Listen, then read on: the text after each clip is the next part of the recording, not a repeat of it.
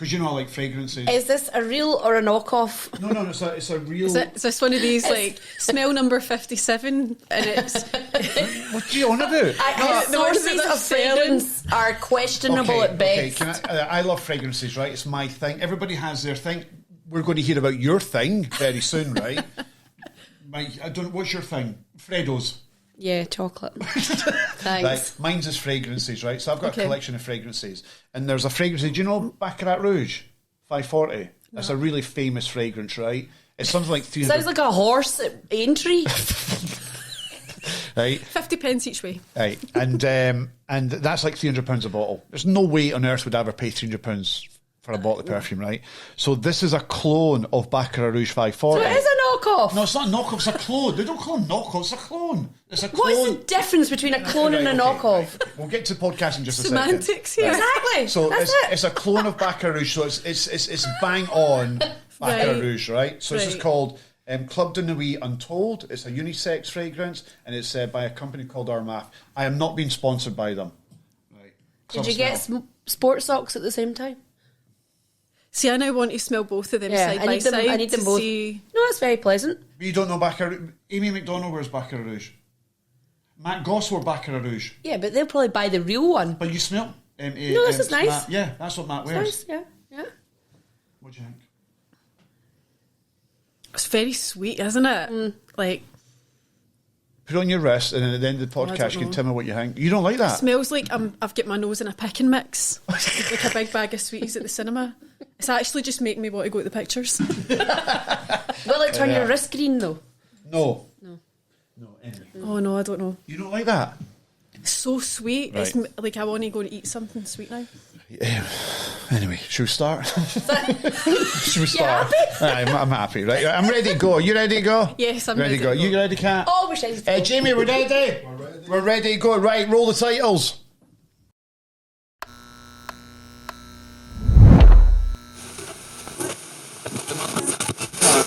So I've got this sheep castrating device that I've not used yet, and I'm absolutely choking to use it, and they're like... How would you verbally humiliate Ewen Cameron?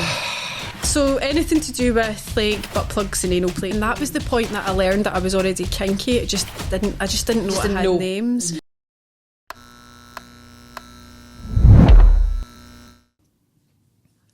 Here we go. In 3, 2, 1. Hello and welcome to Ewen Cat's UNCUT podcast, where we meet some wonderful, interesting, funny, intelligent, bright people, and that's just us two. That's your best intro yet. So we've had celebrities on the show. We've had musicians on the show, and actors, writers, pop stars. We've had them all on the show. Who's right? on today, Ewan? So who is on the show today? Now we're all about meeting some wonderful, interesting people, and the young lady sitting to my right, I met for the first time in 2015, and we've been friends ever since. If truth be told, where she is today is partly my responsibility. I thrust her into the public spotlight. Would that be fair to say? Oh, yeah, definitely. I would say you. Is he blowing his own trumpet? Right, okay. A little bit. Okay. I mean, I was kind of already in it through other reasons. I've not even introduced you yet. negative. I've not introduced you yet. So we've known each other for about 7-8 years. She's a dominatrix, and she is also a life coach, and she's got a fascinating story, and I love her to bits, and she's got the best dungeon I've ever been in. And can I just point out... How many dungeons have you been in? No. You can't say something like, she's got the best dungeon I've ever been in, without us knowing how many you've been in. I was in a dungeon once in Amsterdam. Why did you nearly choke when you were? So I was in but it wasn't as good as the dungeon that our guest has got. Right. Please welcome to the podcast the one and only Megara Fury.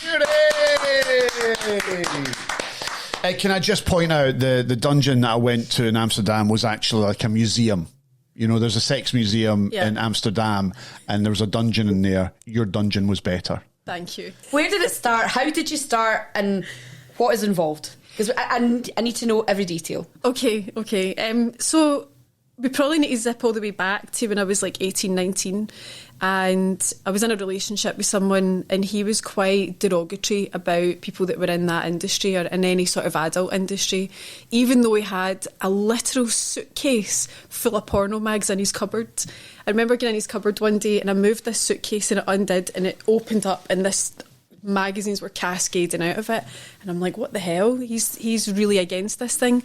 So I formed my opinion based on his opinion, and so I went through life just absolutely hating the whole industry, thinking it was seedy, it was disgusting, I would never want part of it.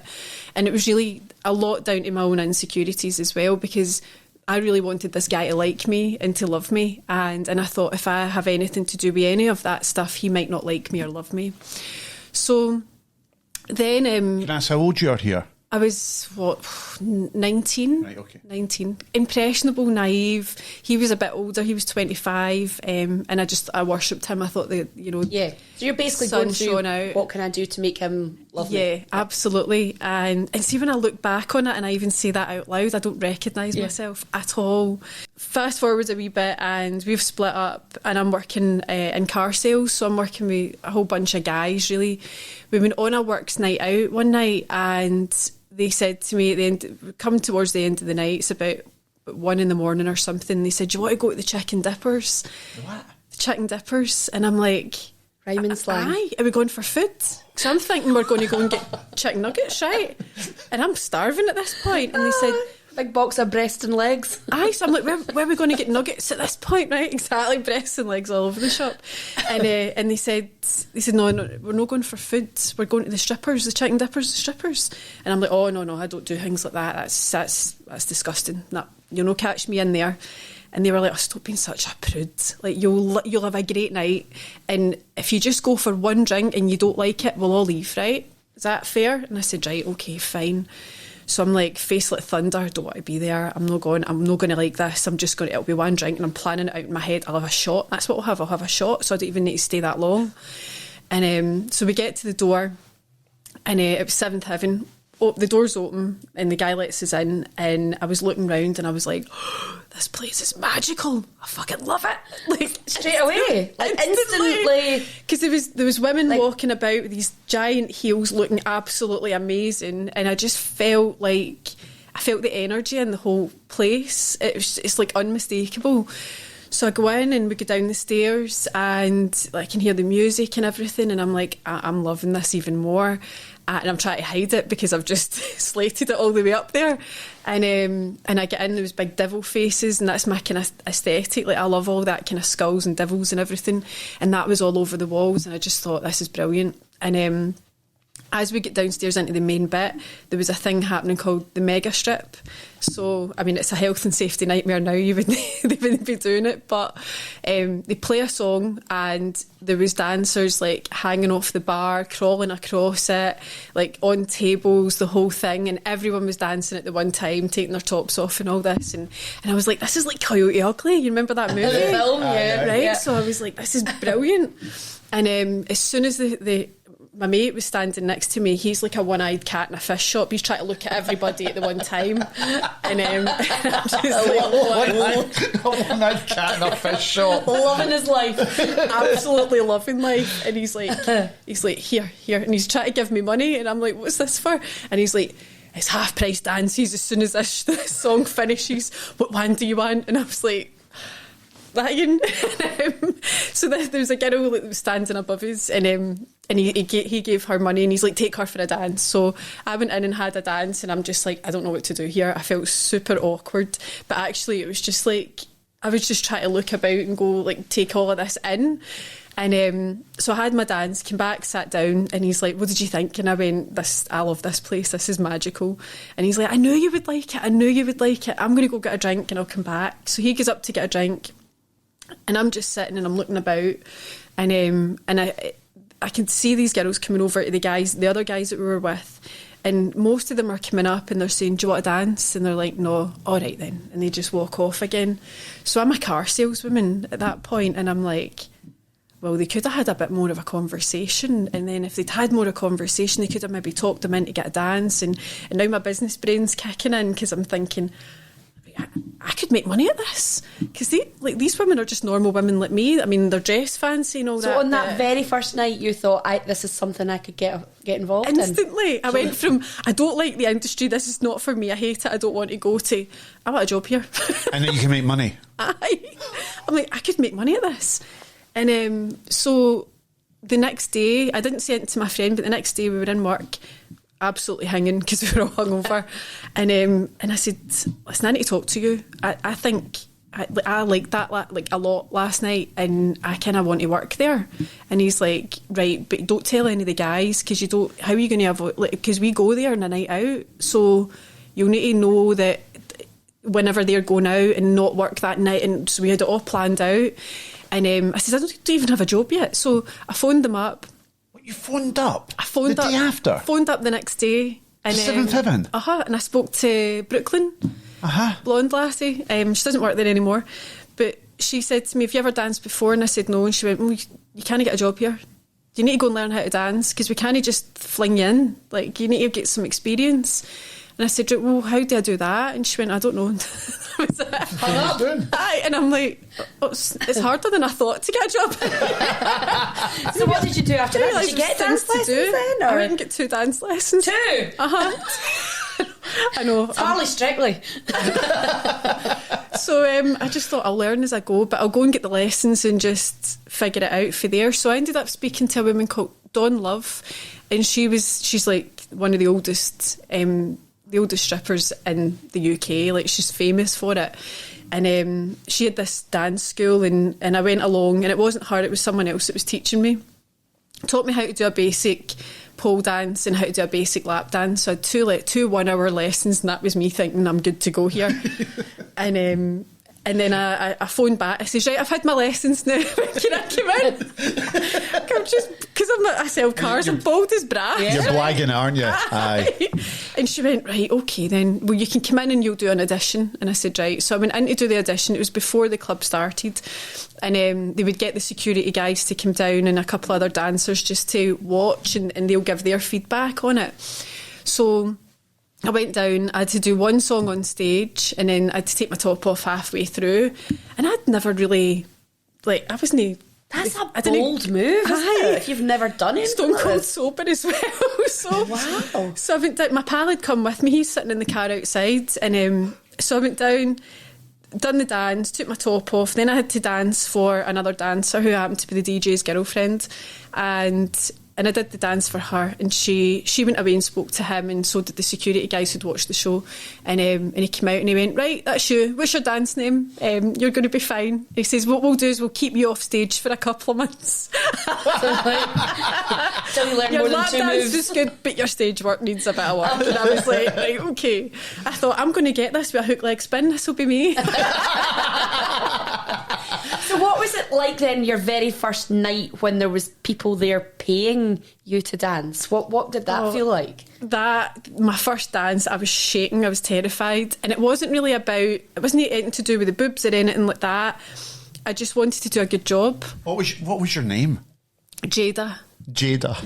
Where did that come from? Oh no, sorry, it was Jade, and then it was Jada in Newcastle because I was already a Jade.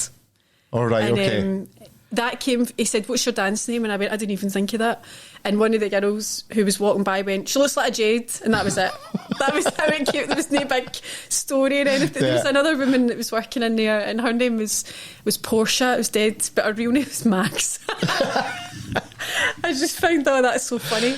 But so I'm in there, and they told me all the rules. You know, if anybody's rude to you, if anybody's tries to touch you or anything like that, you go and tell security straight away, we get them out, because we can't have that. We can't even let one slide, because if you let it slide, they'll do it to somebody else. Yeah. And so are they very strict with that then? Super strict. Yeah. Aye. And did you feel safe then in that environment? Safe. Yep. Yeah, safer in there than I did in a normal club, because in a normal club, you know, I've been grabbed in clubs, and I've said to a bouncer, and they go, do you want me to do? Yeah. Like, I'm not going to put him out, he's a paying customer. And so that was a real difference between being in a strip club. If somebody I remember a guy called me a cow one night, and he says, oh, shut up, you cow. And I went, right. And I went up to the bouncer, and I've never seen somebody literally pulled him out his shoes to get me out the club. And I thought, God, that's power, isn't it? Like, that's... You had the power. There's consequences in here for your actions. So how many years did you do that for then? So I did that for a good few years. And were you still working as a car salesman as well? Were you still working in car sales? Yeah. So you were doing that, and then part-time you're working as a dancer at 7th Heaven? Yep. And then I left car sales and I got into pharmaceutical sales. I done a dance for a guy, and he worked in pharmaceutical sales, and I says, I'm really bored of car sales, I'd love to do that. When you were dancing? We were having this chat while I'm dancing. I mean, that's an interesting interview, isn't it? I know.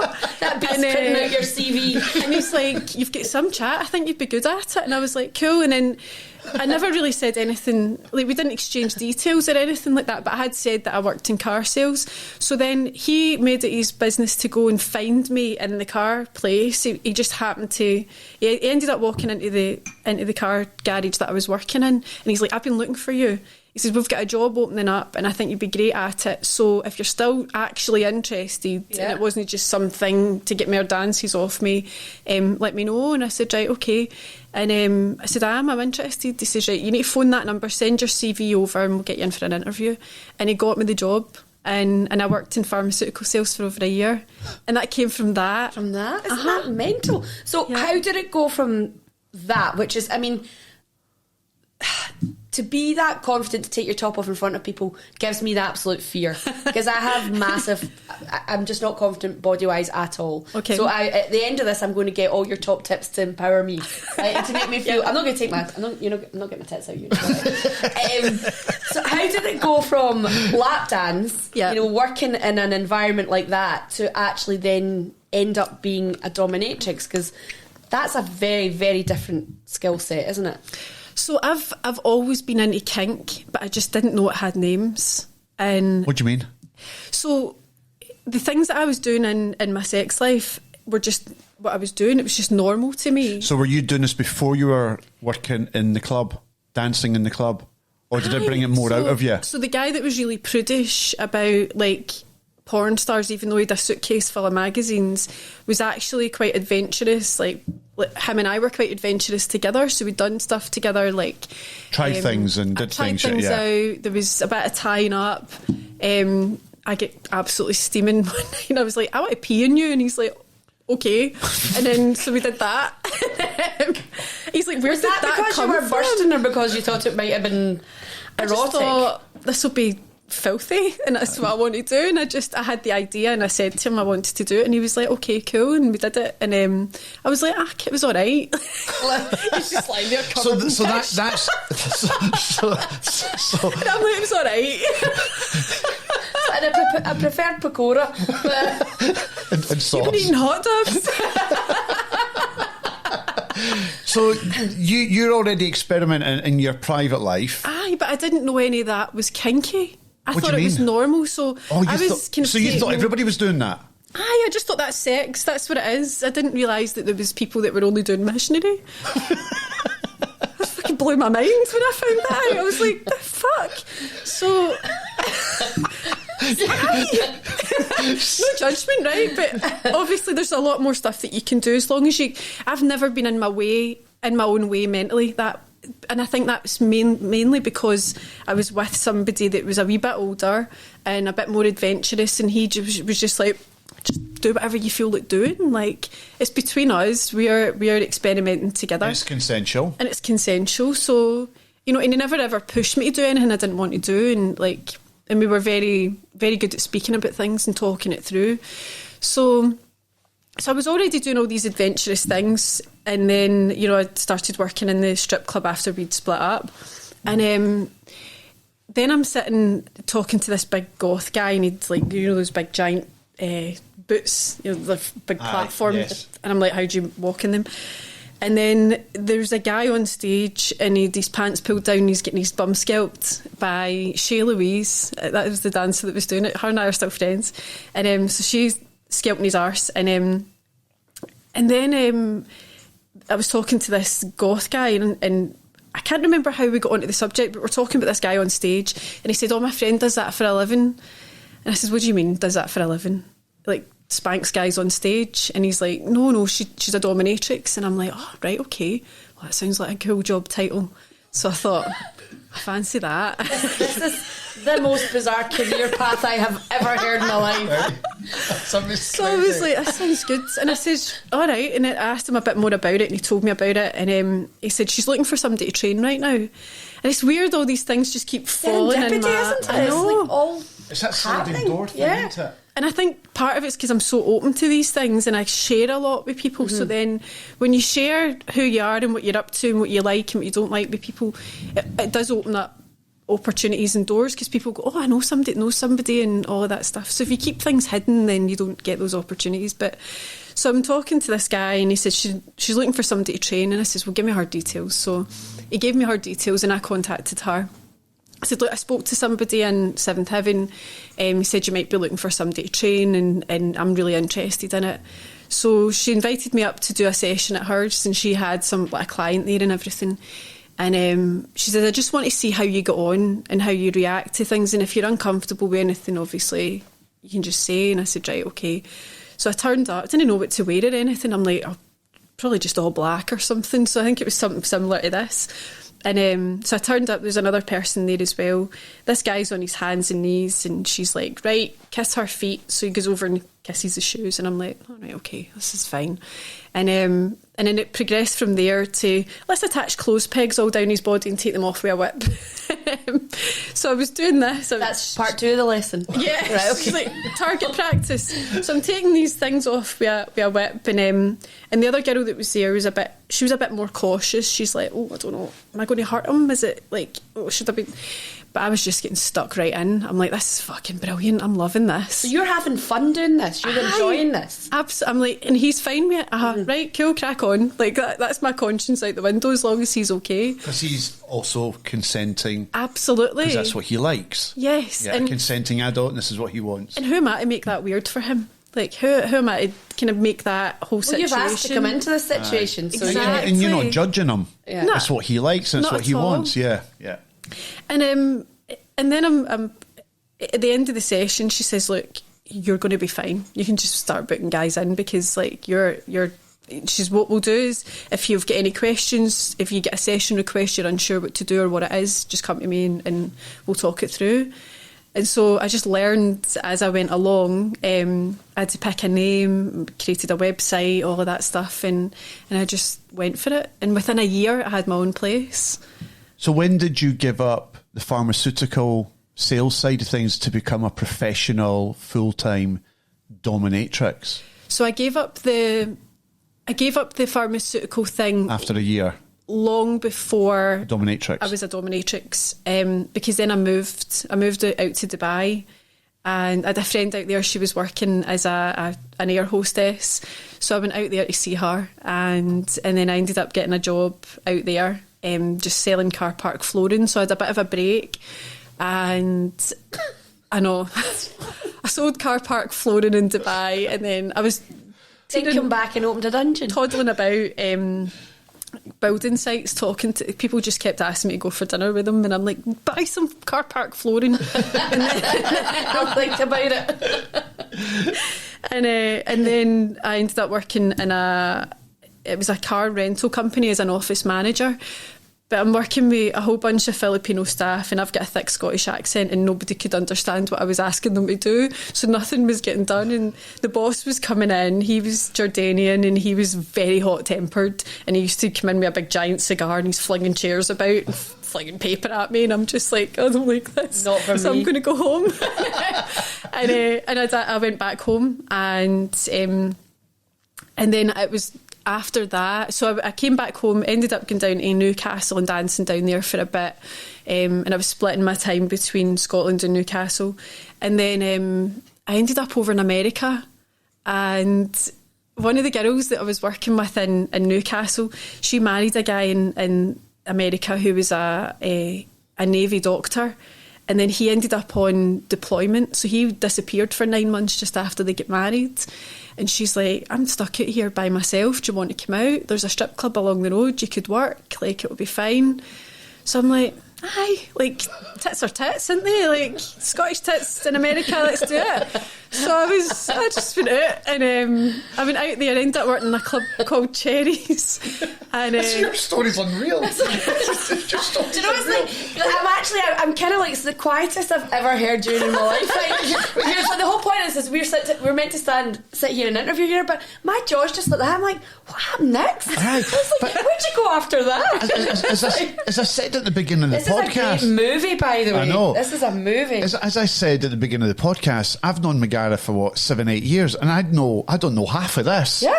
I don't know any of this stuff, that's I'm for here sure. for the day, we're going nowhere. Yeah, and since then she's been on Channel 5, Channel 4, BBC Radio 5 Live. She's done all. I'm sure we'll get to that in a second. That's because you helped her get on the telly, and obviously that was the point. I owe you everything. I know. My career, my so life. you came back from America. So you're in America working at Cherries. Yep. So I went to America, worked in Cherries. While I was over there, I ended up meeting a guy, and These people just meet these random. we fell in love. And oh, did you? Okay. yeah, and we I think at that time I was always just searching for something that was going to make me feel good or make me feel happy. Because at the time I was a bit tired for all the working. I was probably out partying a wee bit too much, and I thought, right, I need to get my life together. So she'd get married to this guy, and now she's like living the life of Riley because he's a Navy doctor and he's got all the money and all this. And I just thought, I've met this guy. Married people seem to have it together. That's what I'll do. I'll get married. Fucking terrible idea. So did you marry him? Aye. So me and him get married, and we ended up married for a year. And that's longer than I thought, I'll not lie. Longer than I thought, aye. And we went down to the courthouse and get married. No wedding rings or anything. I was wearing knee-high boots, black leather knee-high boots. Of course I was, because it was my style. And he didn't even get a haircut for it. So he's standing. It's so funny. My pal said to me before I went in, like, you can back out. I went, no, I'm doing this. And she went, okay. So because she'd said to me as well, you can back out, I went, no, I'm digging my heels in here. So watch me, I'll get married. And fucking stubbornness, man. So I go in, and she said to him, do you know what, to take your hat off? Because he was wearing a baseball cap. And he took his hat off, and this hair just exploded. She went, oh, put that back on. So put it back on again.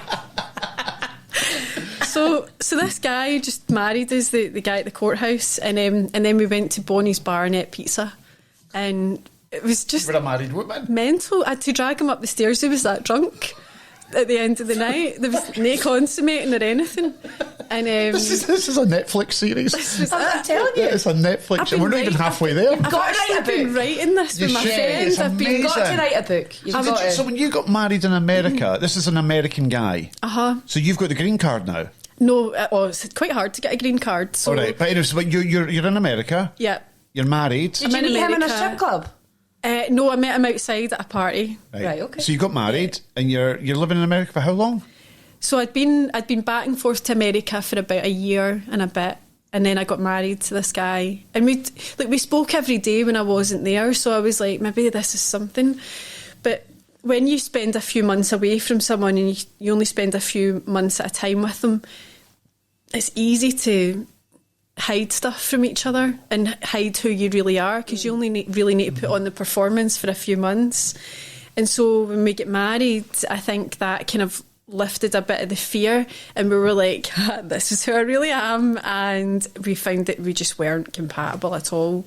He had a lot of stuff going on mental health wise. So did I, really. At the time, I was just a bit lost, I think, at that time. And do you look for people that you can fix? Oh, I was a project person. Love it. Love fixing people. I mean, it's probably part of why I'm a coach. I need to pull that back, because it's up to people to fix themselves. But I really get a lot out of seeing someone do well and help them to just push them along that journey, or at least remove a block from them so that they can take the brakes off. I just love it. So at what point do you know the marriage doesn't work? I would say within about a few weeks. A few weeks? Yeah, because I woke up... So you're regretting it after 2 weeks? I woke up the next day, and he's like, right, do you want to go to Bed Bath & Beyond? And I was like, am I not meant to feel different? Like, am I not meant to how come I feel the same? I thought getting married would have this big effect. But I was just young, like, I was naive, and I was just, I don't know what I was thinking. And I felt at that time, I thought, right, it's done now. Like, you might as well just give it a shot.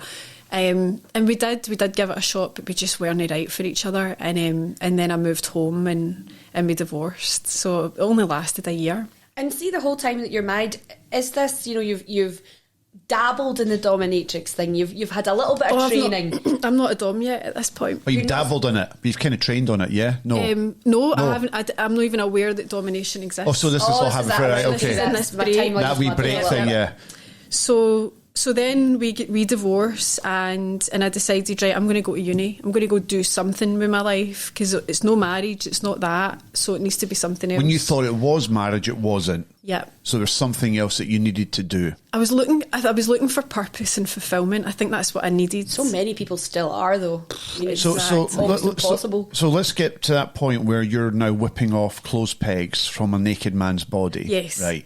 So do you know during that training session, this is now your life? Absolutely. So you know it then? I knew it. I'm like, it was like when I first sat in the strip club, I knew it was like a real certainty. You know, when you're sitting in a place and you're like, I'm supposed to be here. Yeah. It was like that. There was no you're going to be good at it. Doubt. I'm like, this is it for me. And I had the exact same feeling when I was in that dungeon. I thought, this is it. The first time you were ever there. Right, I have never been in a dungeon. Okay, you need to come in my dungeon. I have never been to. Ewan keeps trying to get me to go, but I was kind of scared. I'll not lie. And now that I've met you, I'm not scared of you, but I'm scared of what it is, of the possibilities of what lies beyond that dungeon door. So day one, you're getting taught how to be a trainee dominatrix.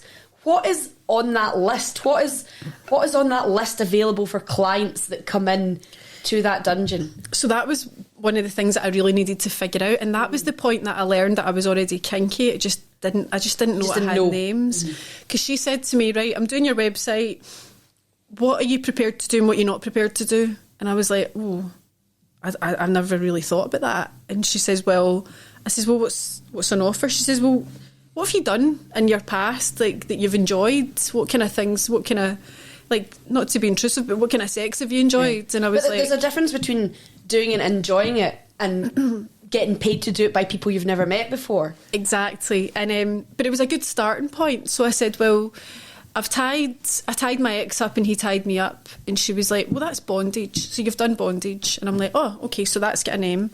I said, I peed on him, and she went, well, that's water sports. And I started rhyming off all these things that I'd done, and she's like, yeah, you've done quite a lot, so, like, there's a lot of kink in your life already. Which you thought was normal at the time. Because I would never have thought I'm kinky. I just do what I do, and that's it. And so she said to me, right, now we've got a list. What out of that list would you be prepared to do with somebody that you don't really know or you've never met? And I said, well, there's certain things on there that I definitely wouldn't do because I just wouldn't feel comfortable, but there's things that I'll try and there's things that I'll definitely do. So things like tying somebody up, foot worship, those kind of things I was fine with. And then the rest, I thought, well, I'll just try it. And it's really dependent on what are the requests that are coming in. So what's like the top three? What's the top three requests for people that come to you for the first time? The most common things I get are anal play, so anything to do with strap on or butt plugs and things like that. And that's you on them, not the other way about. I don't even take my clothes off. So, ever. Right, so this is fascinating. You never take your clothes off. There's no flesh on flesh. There's no flesh on. So you're just letting them have the pleasure. But you're in charge. But you're in charge. Megara's in charge. Yeah. So part of it for is customer the right word? Client, sub, yeah, slave. Is that they might be somebody who needs to be brought down a peg or two, who might be a boss themselves, and they want to. Yeah, sometimes it's that. Sometimes it's like they just want a break from decision making. Like they maybe make all of the decisions in the house, all of the decisions at work, and they're just like, somebody take that from me. And we'll get into it in more detail, because I've, as Kat alluded to, I've been in the dungeon a couple of times and I know what goes on. Can I ask, have you been there as a client? No. Never. Not yet. Have you thought about it? No, it's really not. It's not a thing that interests me. Although I am fascinated by the subject, and the dungeon that Megara owns I've described it as a work of art. I mean, it really is. You need to see it to believe it. But what I'm getting at here in regards to like the top 3-4 things that your clients would ask for. Yeah. There's no flesh to flesh contact. There's everything you're doing is legal. Yeah. Everything is legal, and you pay your taxes, etc., etc. Because everyone has this perception that what you do is either wrong, it's immoral, and it's against the law. Yeah. And it's not. Yep.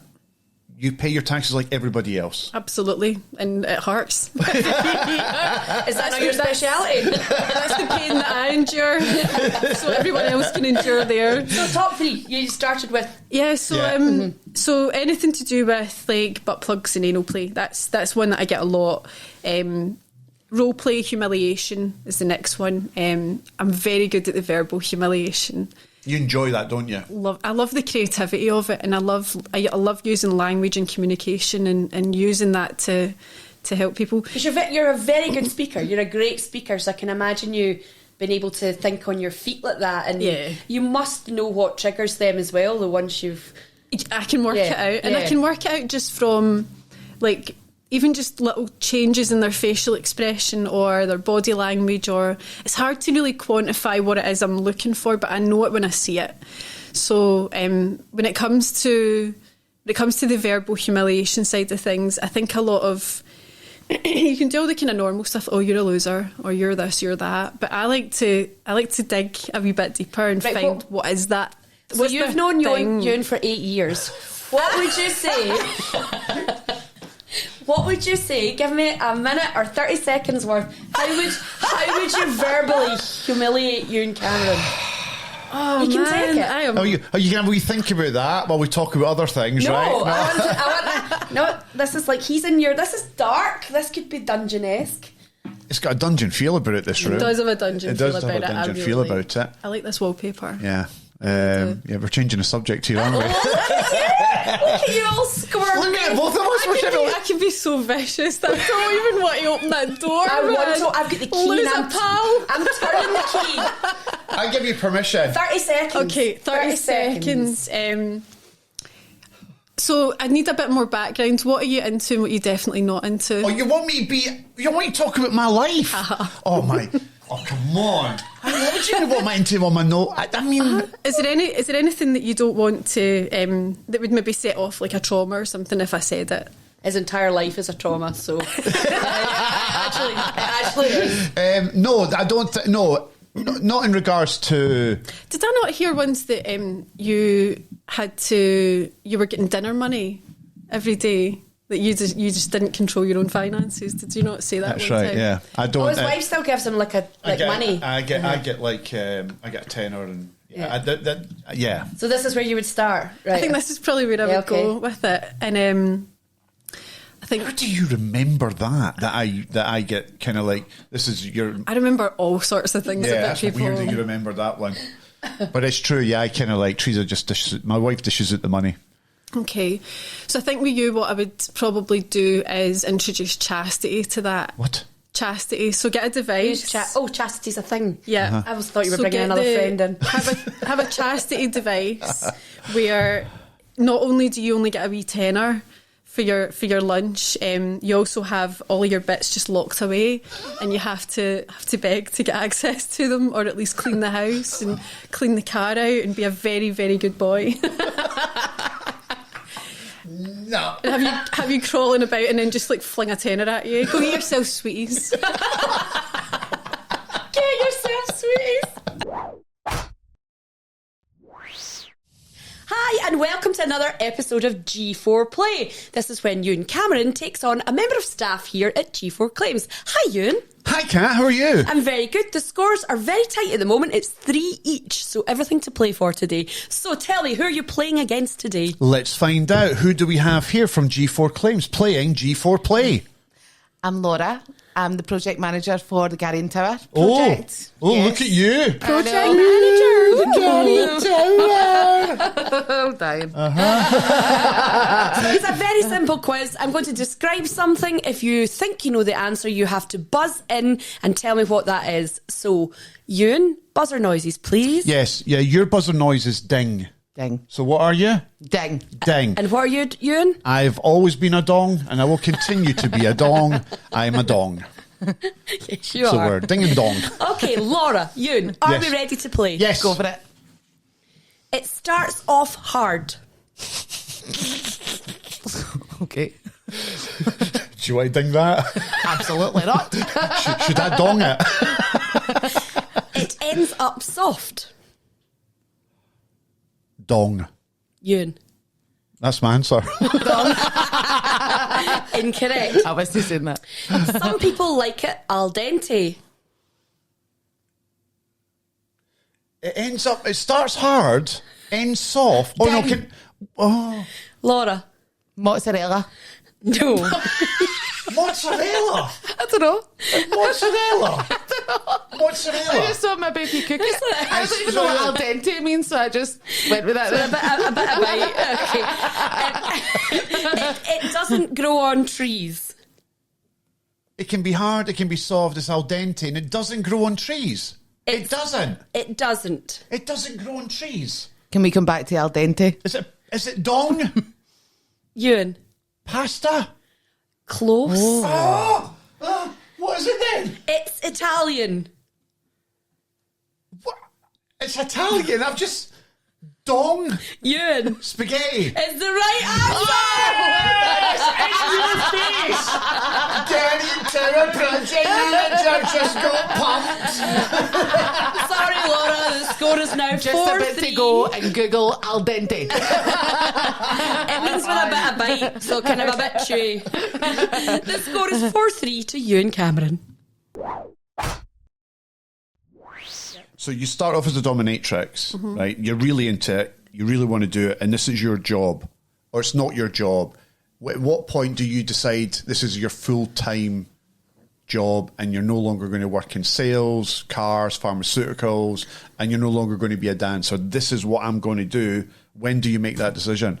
So I was at university in dancing, and then I realised that dancing was it was tiring me out because it's night shift. And I wanted to be able to pick my own hours a bit better and have it work around university. So I was dancing, I was at uni, and I was a dom at the same time. And then I got to a level of business with the dom stuff that I was able to let go of the dancing and just put that by the side. And then, so I'm at university and I'm working as a dominatrix. And then in 2012, I was just about to sit my exams for 4th year. So I've got my degree, but I was going for my honours, and I was just about to sit exams in 4th year, and my ex-husband from before, he shot himself and died. And so I dropped out of university because I just couldn't handle it at all. And Was he still in America? Yeah, he was in America. We hadn't spoken for a while, and It's still an absolute shock. it was like the worst pain imaginable. It felt like somebody had pulled my insides out of me. And then I couldn't handle university anymore, and I just thought, right, if I'm going to, I can't just do nothing. So I went into doming full time after that. So you went to that full time. At what point do you decide to build the dungeon that you now have? How long have you had that? 'Cause it was there in 2015 when I met you. Yeah, so I've had that place since 2015. So it wasn't long after I had that place that we met. Can I also, for anyone listening, I wasn't there as a client, just want to reaffirm that. I was there with STV to do a film. Do you want your keys back to that device or not? Do you want out? I was there to film a special for STV, and that's when we struck up a friendship. But yeah, But yeah, so I was quite new then when I saw your dungeon for the first time. It was around that time. So at that time, when he'd killed himself, I was living in Paisley and I had my own studio there. It wasn't anywhere near what I've got now. It was just a room in my house. But that was the first place that I bought, and I'm like, this is mine. I can do what I want with it. It's like I can hang a picture in the wall if I want to, and then I can move that picture, and I don't need to ask for permission. And so I set that place up. Then we'd become friends, and I've had that place ever since. So it's like, is this part of your house? It's in my basement, so it's a separate entrance and everything. And so for the house is all in one level. And then I go out the back door, can lock the back door, and then I go into a different entrance into the basement. So you can totally split the work life, home life. There's even though it's there. There's no access between the two either, so it and works. See, client wise, is it majority male? Is there females as well? I've got one female. One female. That's it. I've only had one female my whole career. And see your clientele. What's the age range? Generally speaking, for you and the people who use your services? The age range has definitely changed as I've got older, and that's down to who I'm attracting. When I first started, it was like 21, 22-year-olds that just want to try it. She looks a bit young. I still looked very strippery, and they were just, that was the kind of guys I was getting. As I got a wee bit older, and a bit more experienced, a bit more distinguished in the industry, I started getting older clients, and the oldest I've had was 94. 94? Yep, 94. And what did he want done? He's got such a good story. He wanted to dress as a woman, and their story was really about they'd always liked to dress as a woman, not doing it full time or anything like that, but it was just one of their things that they liked to do. And they were married, they had kids, and because of the time that they grew up, the wife was always just saying, look, if you're going to do this, don't let the kids see it. Like, you're going to have to go and get yourself a different flat somewhere. I mean, they had the finances and the resources to do that, so that was lucky for them. But they went and got this nice flat in the town. I used to go out every week, one day a week, and just go dress, and then go to polo or go to wherever, and just go to bars and things and go out as a woman. But it was quite lonely because they're just out on their own on a Wednesday night and trying to meet people and build up friendships and things. So later on, their wife died of cancer, and after that, they just felt really guilty, like dressing and doing that kind of thing.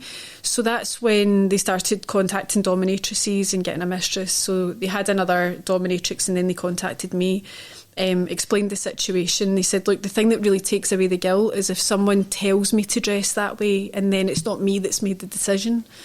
And I said, right, okay, good. And they said, what I'd also really like is I'd like to just be able to go out in normal things and have another woman with me to give me a bit of credibility. And because I'm quite scared going out on my own in case someone goes, oh, you're not, you're not a woman and all this kind of stuff. And I said, that's fine. So at one point, I actually knew every single item in this person's wardrobe, and I knew all of their nail colour shades and everything. And what I would do is just create an outfit for them and send them it. This is how you're going to dress today. And they would then follow that, and then we'd go to the theatre, or we'd go to really nice places and go for nice dinners and things. And they were just like, this is great. I just feel like this is just... He would have felt alive for the first time ever. Absolutely. By you being there by his side, yeah, gave him credibility. Yeah. And that he wasn't on his own, and he wasn't... Yeah, that's really nice, actually, to be honest with you. I'm guessing for everyone who has a story that they tell you, there are a lot more people that don't tell you their stories, and they come for you just to give them that, whatever makes them very happy. Yeah, you know and that's the difference, that there's a distinction in there between what's a submissive, and what's what we term a slave.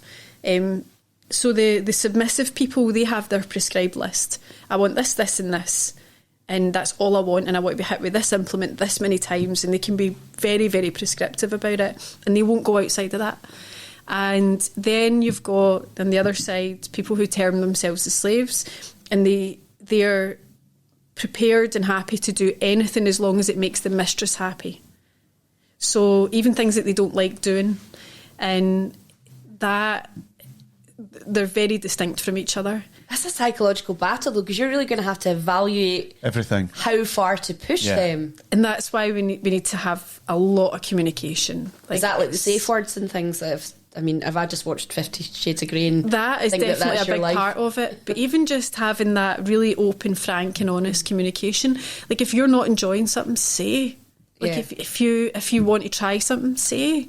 Just talk to me, be open. And because a lot of the time recently what I've been getting is a lot of young guys who maybe watch a bit of porn or OnlyFans or whatever, and then they don't really dig into what it is that they actually want, why they want it, or they see something, and they just don't have something. They don't have the depth of thought into it. So they phone up and they say, I want a session, and I'm like, right, what is it that you're into?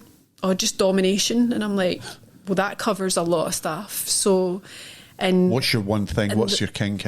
And they don't want to put themselves on the line for having to explain what is it that you're really into, because they want to stay in their little comfort zone, that safe bubble, and if you say it, it might be a bit scary. So then, you get them into the dungeon and they're like, so you get a bit more information out of them, like literally dragging teeth, and then they come into the dungeon and they're like, oh, just do whatever you want.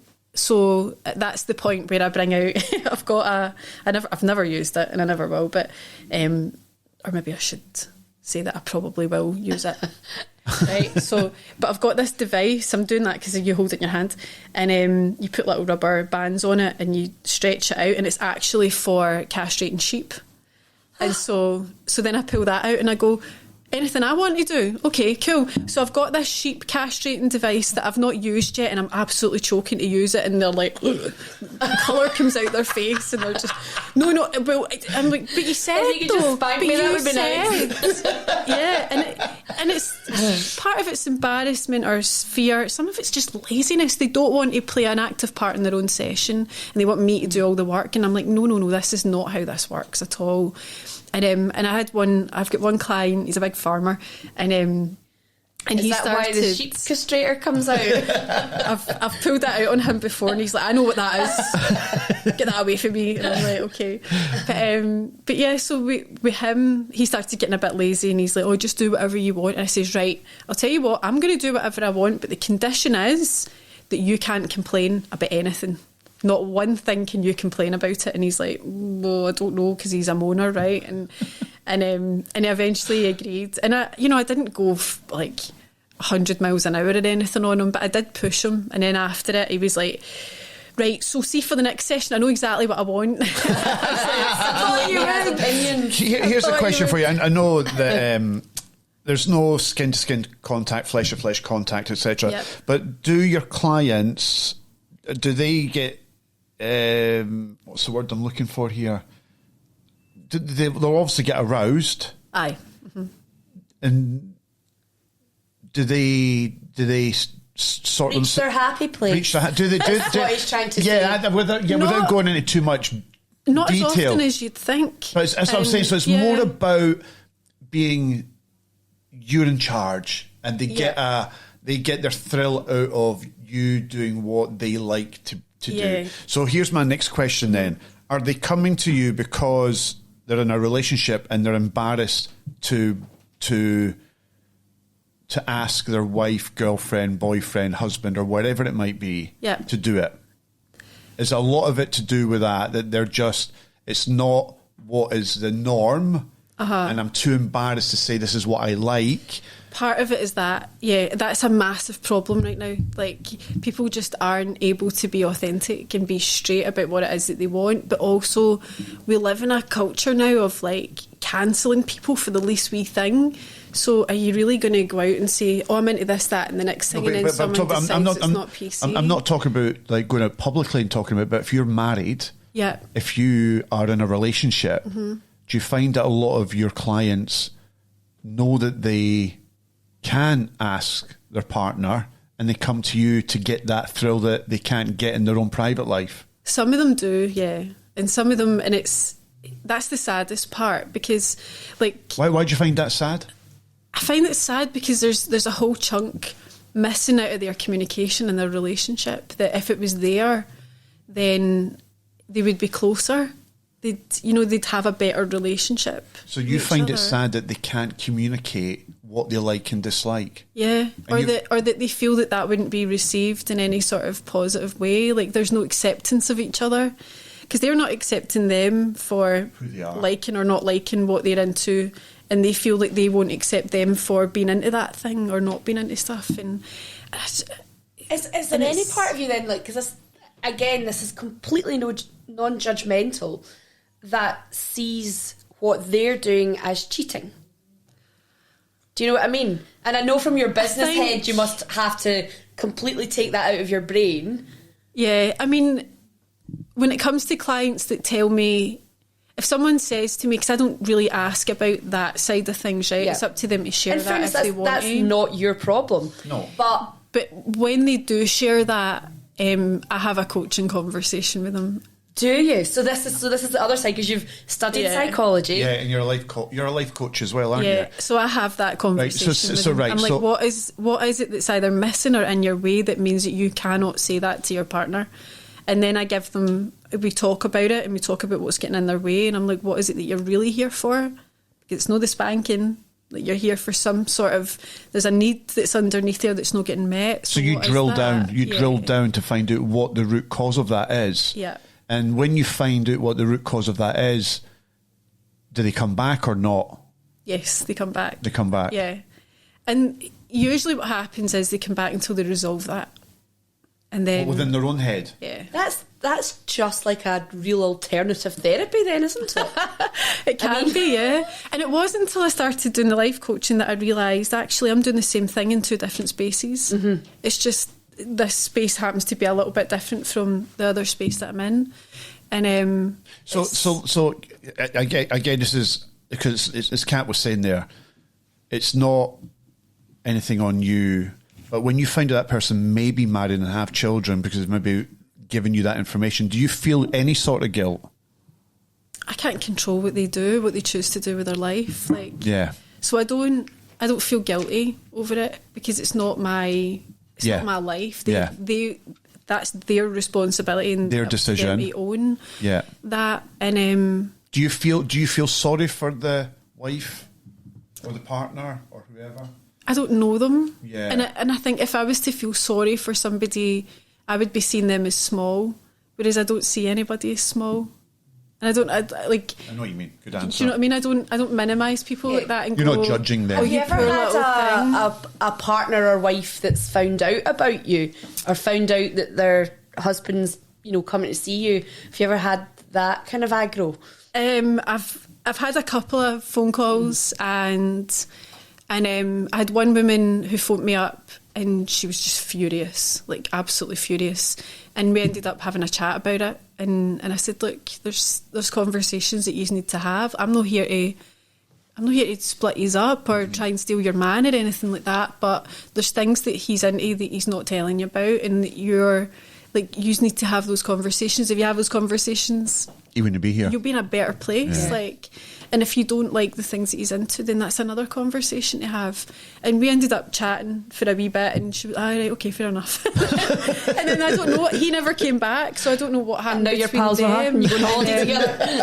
And I just think it's just such an opportunity. Yeah. Like, I don't see that as I see that as an opportunity. Seeing your job, right? Because obviously there's a lot of people who maybe use you and your dungeon and your services because they can't be that person in their relationship. Yeah.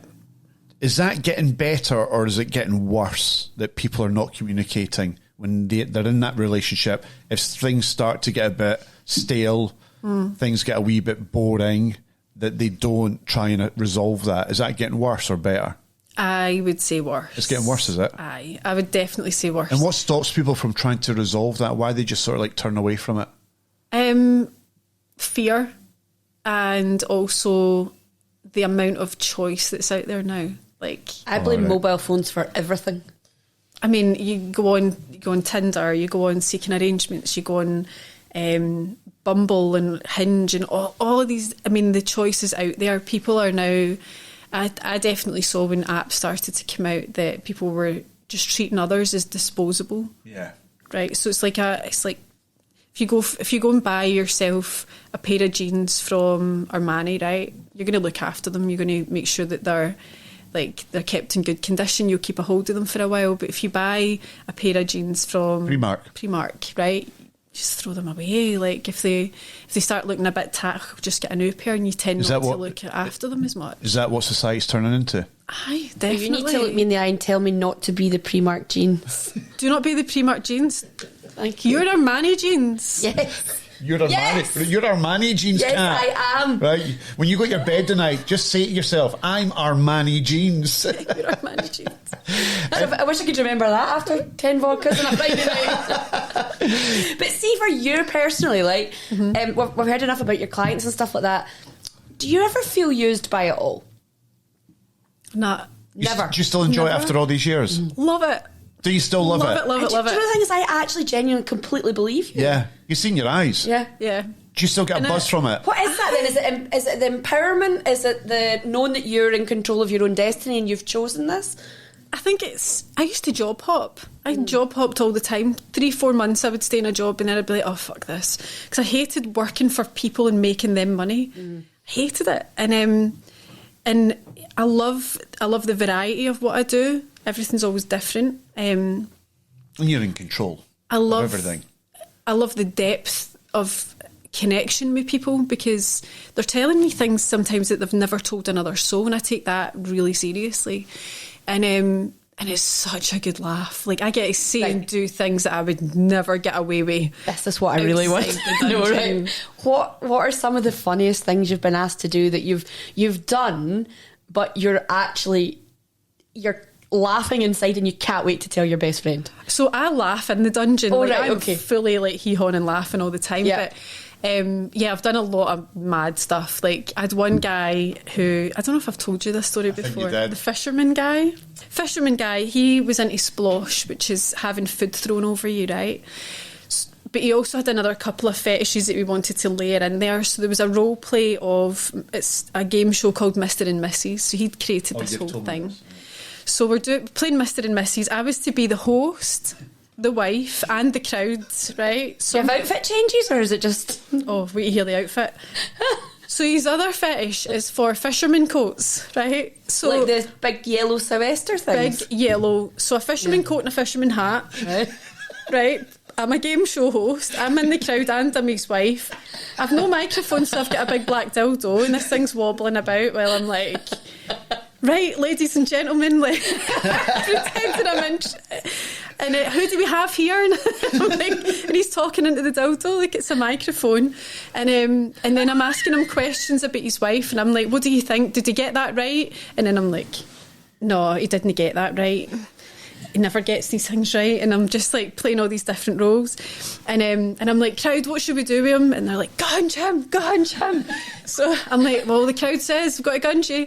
So I'm like, it's like a split personality or something, right? And I'm jumping about all these things, and I says, well, I'm sorry, but I'm afraid you've lost, and your wife says that you're going to have to put on her clothes, and you're going to have to get in that bathtub, and you're getting gunged. And he's like, oh no. So he'd brought a bag of clothes that were his wife's clothes, right? So normally when guys want to dress up in their wife's clothes, they want to wear lingerie and nice lacy satiny things. Stuff. Well, he brought a big woolly jumper, a big frumpy, ill-fitting woolly jumper, and a heavy, thick denim skirt that went from here to his ankles, and it had buttons all down the front, and it was like an A-line. An A-line, yep. And you know the skirt, and I'm like, I cannot believe that this is what he's going to... And he does up every individual button. And I'm just standing with my dildo in a fucking fisherman's outfit. Waiting for him to do these... so glad I got my psychology degree. Waiting for him to do these buttons up. So then I put him in the bath and I'm throwing custard on him, and I'm like, he's not even feeling that because it's not getting through the clothes. Oh, not a thick woolly jumper. The many layers. So, and after it, he was delighted. Absolutely delighted. The happiest man in the world. Happiest man in the world. So... I did not know what to make of you when Ewan was determined to get you on the podcast. I mean, like, I know nothing about that life, dungeons and dominatrices and stuff like that. But what I've got from you is somebody who's very much in charge of your own life. You've made these decisions. Yes. You've chosen to do this. You enjoy what you do. Yeah. You're adding the psychology that you've learned to, I think, actually help people. Yes. What would you say to a lot of, I guess, women that are not secure in themselves? I mean, I'm not saying turn us all into people that can go and spank people and crap in tubs for a living, but just to make us, I don't know, more strong in ourselves, in our everyday life, because you seem to have nailed it. There's so much that I could impart, but I would say the main things is nothing bad happens when you get what you want. Nothing bad happens when you say what you want, and nothing bad happens when you know what you want. So, do those things. Go out and be... The word that I use with clients is be unreasonable. Don't let reasons and excuses and stories and whatever you've been told growing up to get in your way. Be absolutely fucking unreasonable with yourself in your life, and just go out and say, I want that. And just, share it with people. Don't hold that stuff in, because you don't know who you're telling that might know somebody that could help make that happen. Yeah. So really start to... You saying open up?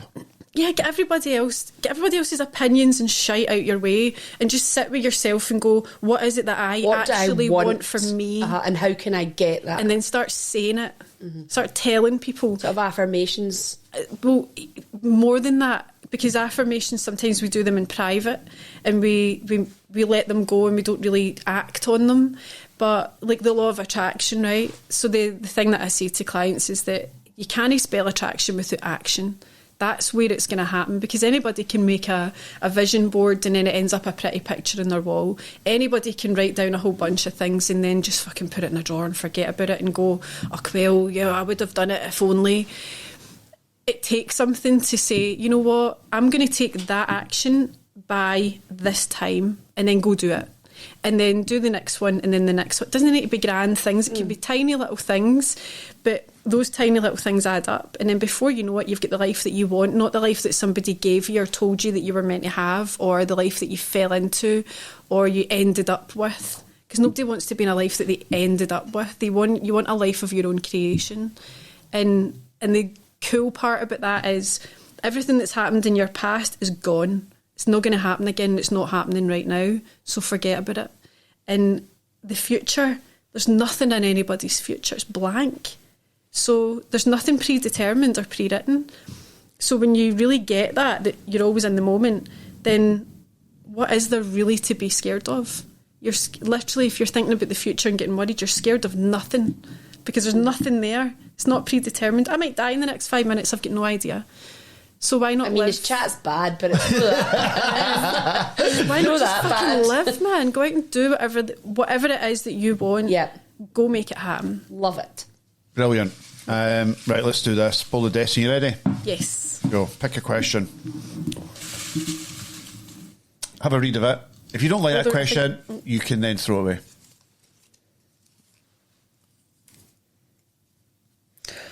Oh, what's been my greatest heartbreak? Do you answer that? You don't have to. You can pick another one. You already have. You kind of have, haven't you? Yeah, I would say I have. Right, go on then. I would say I have. Yeah. Well, you got to answer this one then. Oh man, that's some sparkly, by the way. Are you engaged to be married? Engaged. I'm going to the wedding. Yes. Going to the wedding. Yes. And what does he make of your career? Oh, this is going to be great.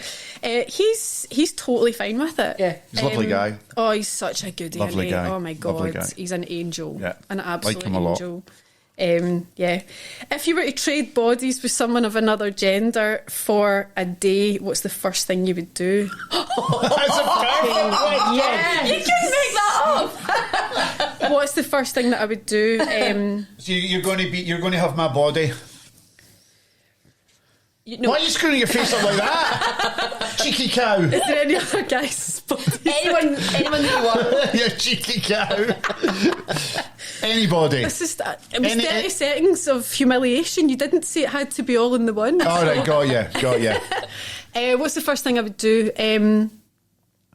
Honestly, I think I'd just go for a pish, standing up. I'd just go and pish on things. I'd love it. I'd pish on everything. I'd go outside. I'd go out at night time and I'd have a pish outside, doing a lane somewhere. That's what I'd do. I'd just go and I'd experience that freedom for myself. Aye. Yeah, that's exactly what I'd do. And that's a great way to end the show, I think. A nice classy end. Yes. Thank you. It's been an absolute pleasure. Her name is Megara Fury. She's a brilliant person who I love dearly and has been a good friend for a number of years. And we'll remain friends for a long time to come. And I look forward to going to your wedding. Yeah. And I would stay away from the buffet. Clapping a rap. Is it haggis bonbons? That's the gamble you've got to take. Megara Fury! Thank you.